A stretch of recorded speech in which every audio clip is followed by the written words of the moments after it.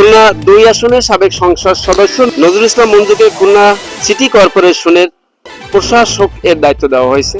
এমত অবস্থায় আপনি একজন নাগরিক, দক্ষিণবঙ্গের বীর মুক্তিযোদ্ধা শামসুল আলম তালুকদারের কন্যা হিসাবে আপনার মনের অনুভূতি?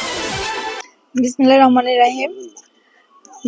সর্বপ্রথম আমি ধন্যবাদ জানাচ্ছি আমাদের বর্তমান প্রধানমন্ত্রী তারেক রহমানকে। উনি সময় উপযোগী একটি খুব সুন্দর সিদ্ধান্ত নিয়েছে।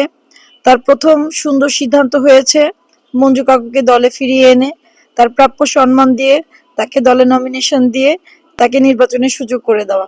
এটা হচ্ছে খুলনা জনগণের মানসিক শান্তি এবং তৃপ্তির ব্যাপার।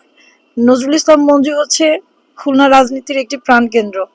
আজকে উনি খুলনায় বিগত কয়েক বছর রাজনীতিতে সক্রিয় না থাকার কারণে নেতাকর্মীরা অনেক দুর্বল হয়ে পড়েছিল।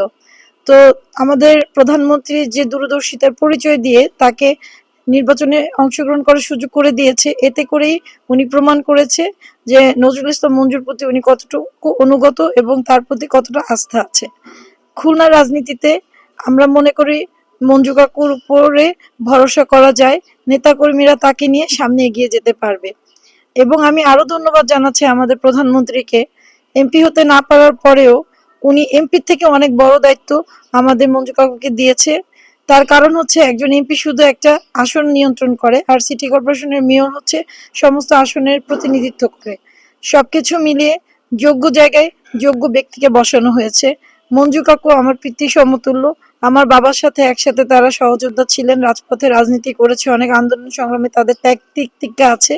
তো সেই হিসেবে আমি বীর মুক্তিযোদ্ধা মরহুম শামসুল আলম তালুকদারের সন্তান হিসেবে, মঞ্জু কাকুর আরেকজন সন্তান হিসেবে আমি তার জন্য শুভকামনা জানাচ্ছি। তার ওয়েল উইশার হিসেবে আমি সবসময় তার সাথে আছি। উনি আমার বাবার মতো। আমি চাবো উনিও আমাকে সন্তানের মতো আগলে রাখুক। নতুন একটি নগর উপহার দিক খুলনাবাসীকে। আমরা যে কোনো সময় তার পাশে থেকে সুন্দর একটি খুলনা আমরা মঞ্জু কাকুর কাছ থেকে পেতে চাই। ধন্যবাদ আপনাদের সবাইকে।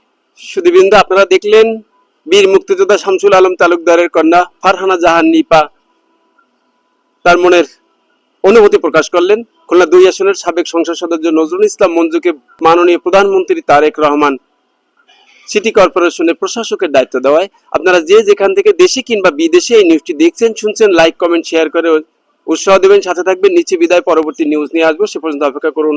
আল্লাহ হাফেজ।